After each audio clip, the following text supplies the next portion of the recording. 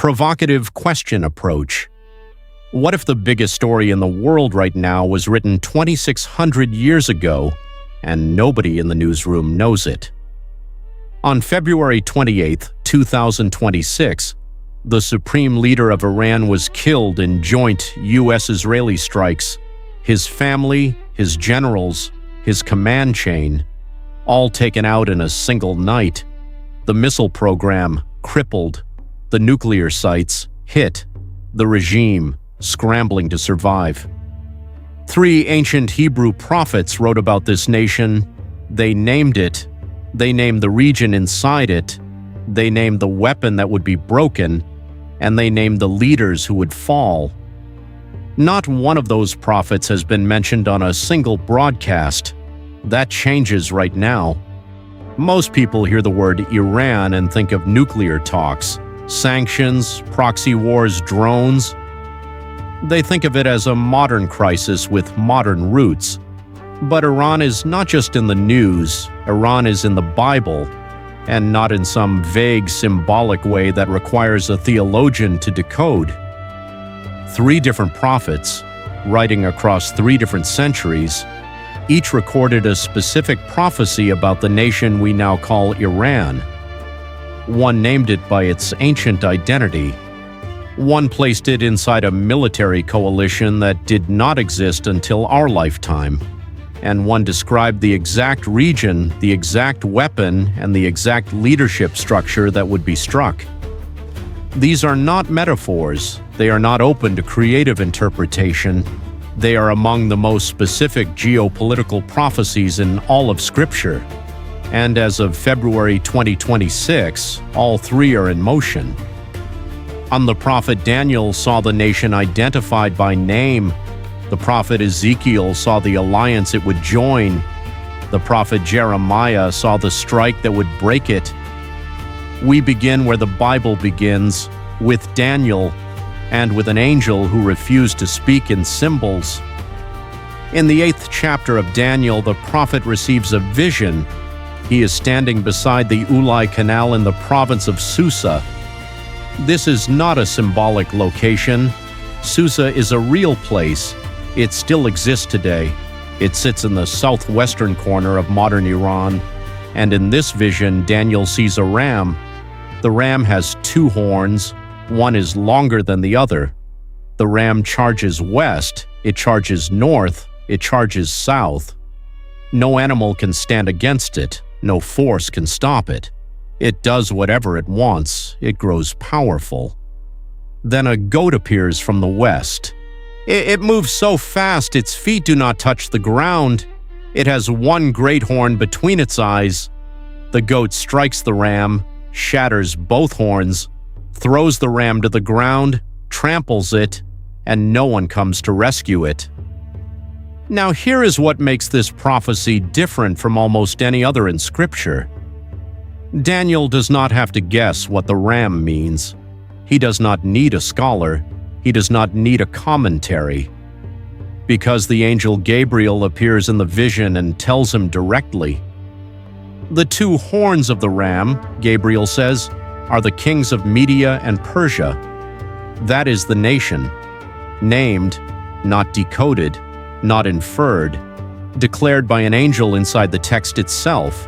Media and Persia, the empire that ruled from the territory we now call Iran.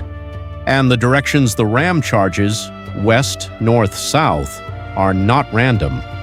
The ancient Persian Empire expanded in exactly those 3 directions, but so has modern Iran, Hezbollah to the west in Lebanon, the Houthi alliance to the south in Yemen, the strategic partnership with Russia to the north. The ram pushes outward. The ram grows aggressive. The ram believes nothing can stop it. And then the goat comes from the west. It strikes with speed, with overwhelming force. The ram's horns, its power, its projection, its reach, are shattered. The ram is thrown to the ground, and no one comes to help. On February 28, 2026, a Western coalition struck Iran with a force that moved faster than any defense could answer.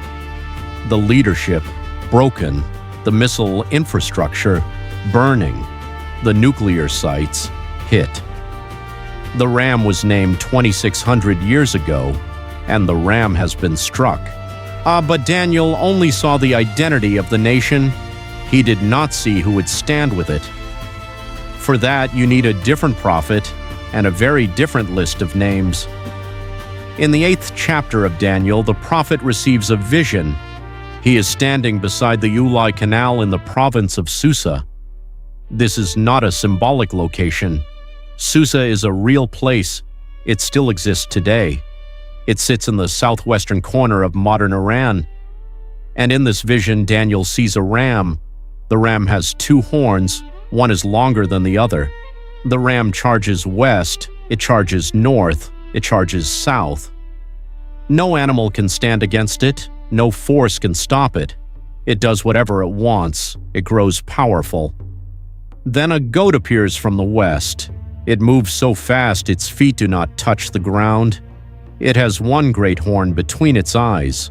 The goat strikes the ram, shatters both horns. It throws the ram to the ground, tramples it, and no one comes to rescue it. Now here is what makes this prophecy different from almost any other in Scripture. Daniel does not have to guess what the ram means. He does not need a scholar. He does not need a commentary. Because the angel Gabriel appears in the vision and tells him directly. The 2 horns of the ram, Gabriel says, are the kings of Media and Persia. That is the nation, named, not decoded, not inferred, declared by an angel inside the text itself. This is not interpretation, this is identification. Media and Persia, the dual monarchy that ruled from the territory we now call Iran, 2 horns, 2 kingdoms, 1 nation, 1 ram, and the directions the ram charges, west, north, south, are not random. The ancient Persian Empire expanded in exactly those 3 directions, but so has modern Iran, Hezbollah to the west in Lebanon, the Houthi alliance to the south in Yemen, the strategic partnership with Russia to the north. 3 directions, ancient and modern. The same pattern repeated across 26 centuries. The ram pushes outward. The ram grows aggressive. The ram believes nothing can stop it. And then the goat comes from the west. It strikes with speed, with overwhelming force. 1 horn, 1 decisive blow. The ram's horns, its power, its projection, its reach, are shattered. The ram is thrown to the ground, and the text says something haunting. No one comes to rescue it. No ally intervenes. No coalition rises in its defense. The ram falls alone. On February 28, 2026, a Western coalition struck Iran with a force that moved faster than any defense could answer. The leadership broken, and the missile infrastructure burning. The nuclear sites hit. Within hours, 70% of Iran's missile launchers were neutralized. 85% of its air defense and radar systems gone. The regime scrambled for succession while the assembly of experts building lay in rubble, and no one came to rescue it. Not Russia, not China, not a single ally mounted a military defense on Iran's behalf. The ram was named 2,600 years ago, and the ram has been struck exactly as the vision described. But Daniel only saw the identity of the nation. He saw its aggression. He saw its fall. He did not see who would stand beside it before that fall came. He did not see the coalition. For that, you need a different prophet, a different century, and a very different list of names. Daniel saw the ram. He saw its power. He saw its reach. He saw its destruction. But he did not see the alliance. He did not see the names of the nations that would stand beside Persia in the last days. He did not see the coalition that would form, not in ancient history, but in our time. A coalition so specific, so unlikely, so precisely named that it could not have been guessed. For that, God gave the vision to a different prophet, a man who wrote 150 years before Daniel ever stood beside the Ulai Canal. His name was Ezekiel, and the list he recorded has haunted scholars for 26 centuries because the alliance he described did not exist until now. In the 38th chapter of Ezekiel, God gives the prophet a vision of a war that will come in the latter days, a war against Israel, a war led by a coalition of nations, each one named. The leader of this coalition is called Gog. He comes from the land of Magog. He is the prince of Rosh, Meshech, and Tubal. Scholars have debated these names for centuries, but one geographic detail has never been in dispute. Ezekiel says Gog comes from the far north. If you draw a line directly north from Jerusalem and follow it to its end, you arrive at one city, Moscow, Rosh, Meshech, Tubal, the ancient tribal names that settled in what is now Russia. But Gog does not act alone. The prophecy names his allies, one by one, nation by nation. Persia, that is Iran. Cush, that is the ancient name for the region south of Egypt, modern Sudan and the Horn of Africa. Put, that is the territory west of Egypt, modern Libya. Gomer and Beth Togarmah. These are the ancient names for the peoples who settled in what's now Turkey and the Caucasus region. Read the list again: Russia, Iran, Turkey, Sudan, Libya. 2,600 years ago, Ezekiel recorded a military coalition that made no sense. These nations had no alliance, no shared interest, no reason to unite. They were scattered across thousands of miles, different languages, different empires, different gods. And yet today, this exact coalition exists. Russia and Iran have signed strategic military partnerships. They conduct joint naval exercises. Russia supplies Iran with Su-35 fighter jets and S-400 missile systems. Iran supplies Russia with Shahed drones for the war in Ukraine. Their alliance is no longer theoretical, it is operational. Turkey, once a pillar of NATO, has turned hostile toward Israel. Its president has called for an Islamic alliance against the Jewish state. Its rhetoric has shifted. Its alliances are shifting with it. Sudan has served as a weapons corridor for Iranian arms flowing into Africa and the Middle East. Libya, fractured by civil war, has become a playground for proxy forces, including those aligned with Russian and Iranian interests. This is not a coalition that formed by accident. It is not a coalition that was predicted by political analysts in the 20th century. It is a coalition that Ezekiel named, letter by letter, nation by nation, 26 centuries before it existed. But here is what most people miss. The prophecy is not only about who is named, it is about who is not named. And that silence, that absence, may be the most shocking proof of all. Well, when Ezekiel lists the coalition that will come against Israel in the last days, the names are specific: Russia, Iran, Turkey, Sudan, Libya. But there are nations missing from this list. Nations you would expect to see, nations that, for most of modern history, were Israel's fiercest enemies. Egypt is not on this list. Jordan is not on this list. Saudi Arabia is not on this list. The United Arab Emirates, Bahrain, Kuwait, Qatar, Morocco. None of them appear in Ezekiel's coalition.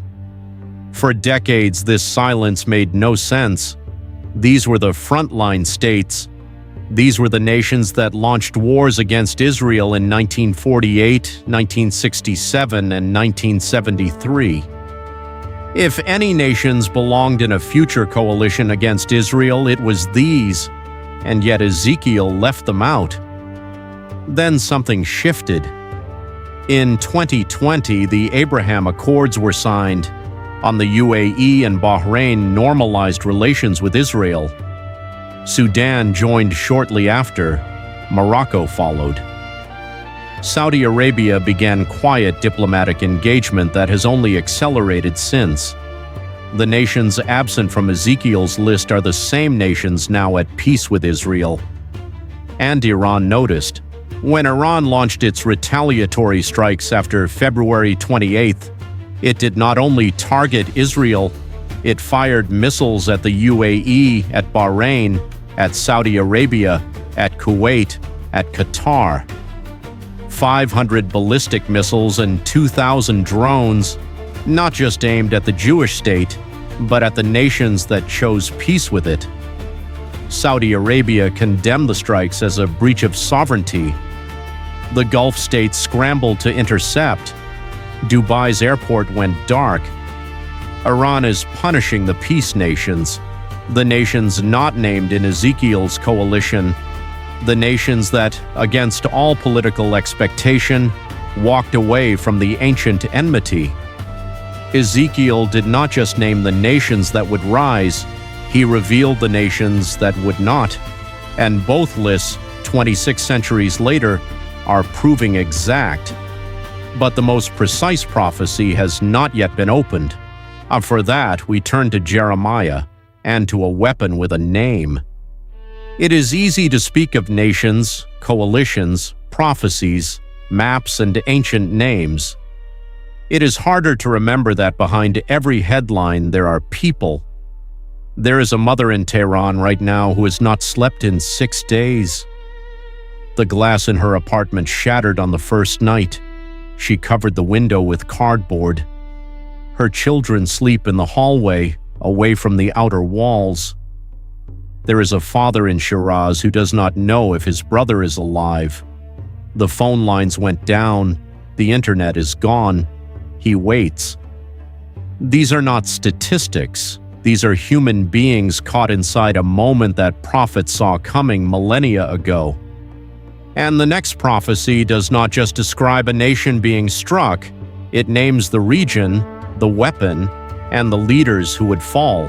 In the 49th chapter of Jeremiah, God speaks a prophecy against Elam. Elam was an ancient kingdom. It occupied the southwestern corner of modern Iran, the lowlands east of the Tigris River. Today, this region includes the province of Khuzestan, and it includes something else, the Bushehr nuclear facility. This is where Iran enriches uranium. This is where the centrifuges spin. This is where the regime's nuclear ambitions have been concentrated for decades. Nearby, the missile production and storage facilities that give Iran its long-range strike capability, and this is the region Jeremiah names. The prophecy says, "I will break the bow of Elam, the foremost of their might." The bow. In ancient warfare, the bow was the long-range weapon, the tool of projection, the instrument that let an army strike at a distance. What is Iran's bow today? Its ballistic missile program, its nuclear development, its ability to project force beyond its borders, to strike Israel, to threaten Europe, to hold the Gulf at risk. Jeremiah says this bow will be broken, but the prophecy does not stop there. It says, "I will bring against Elam the 4 winds from the 4 quarters of heaven, forces from multiple directions, not a single strike, not a single front, a coordinated assault from every side." On February 28, 2026, U.S. naval forces struck from the Persian Gulf. Israeli jets struck from the west. Multiple vectors, multiple directions, 4 winds. And then the prophecy says something that should stop you cold. "I will set my throne in Elam and will destroy from there the king and the princes." The king, the princes, the leadership structure, plural. So not just a president, not just a general, a king and his princes. On that night, the supreme leader of Iran was killed, Ayatollah Ali Khamenei, the man who had ruled for 36 years, but not only him, his daughter, his son-in-law, his granddaughter. The Secretary of the Supreme National Security Council, the Defense Minister, the Intelligence Minister, senior commanders across the IRGC, the king and the princes, destroyed in a single night. No analyst predicted this. No intelligence agency publicly forecast that a single strike would remove the supreme leader and this many senior officials at once. The regime's command structure decapitated, the succession thrown into chaos. The assembly of experts building struck before they could convene. Jeremiah wrote these words 2,600 years ago.